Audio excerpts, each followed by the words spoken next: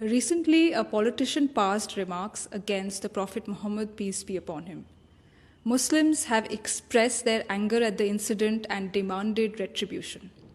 When the Prophet was himself insulted during his lifetime, the Quran said to him, "Ignore what they say and counsel them." When people used abusive language, the Prophet did not abuse them back, nor did he confront them with aggression. If someone speaks offensively to you, you can't demand that he be punished. If someone disrespects your Prophet, you can't react by violently damaging property and burning effigies of that person.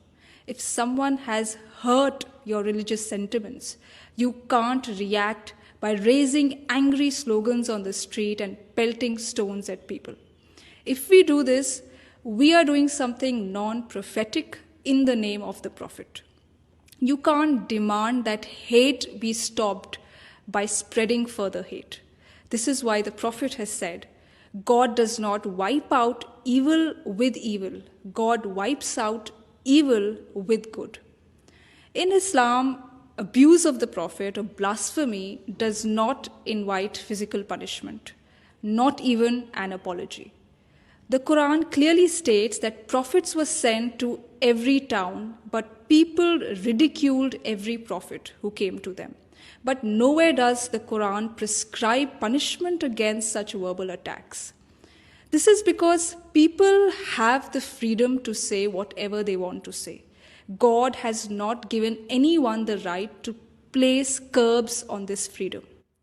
If someone has issued a statement against the Prophet, you too can issue a statement in response to answer the objections raised.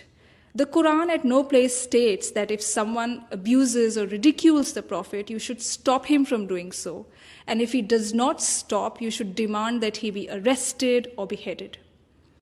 Hazrat Aisha, Raziallahu Anha, the Prophet's wife, and a towering intellectual figure in early Islam, has said, the Prophet never took revenge on anybody for anything personal. When people hurled accusations at the Prophet, he did not make angry speeches against them. Rather, he remained patient at their behavior. Why did the Prophet remain patient? Why did he forgive insults and scorn poured at him? Because the concern of the Prophet was to help people live on a higher spiritual plane. Now, if the Prophet started taking revenge and dragging people into bitter disputes, there would be no peace and no positive work.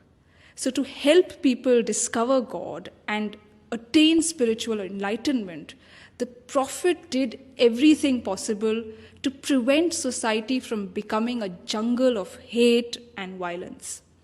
The Prophet therefore also countered negativity that he received with positivity.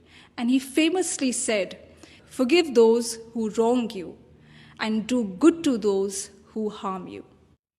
And we must remember that the Prophet's dignity and honor cannot be questioned by someone's fiery statements on TV or on social media. Outrage against someone who has defamed the Prophet cannot protect the Prophet's dignity. The Prophet raised his dignity and honor himself during his lifetime with God's help. And that's a historical fact. Nobody's remark against the Prophet can lower his dignity now. When someone disrespected the Prophet during his lifetime, a companion urged the Prophet to invite God's curse on that person. But the Prophet instead prayed for the person who had blasphemed against him. He prayed to God for that person. Today, instead of praying to God for people who speak against the Prophet and having well-wishing for them, we demand the worst treatment for them. So it is time for us to introspect.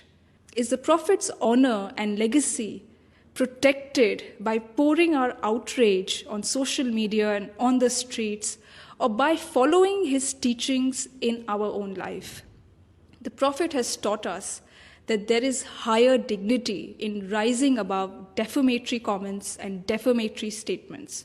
The Prophet never lowered his dignity by raising his voice and stirring up a storm against such defamatory and insulting remarks passed at him.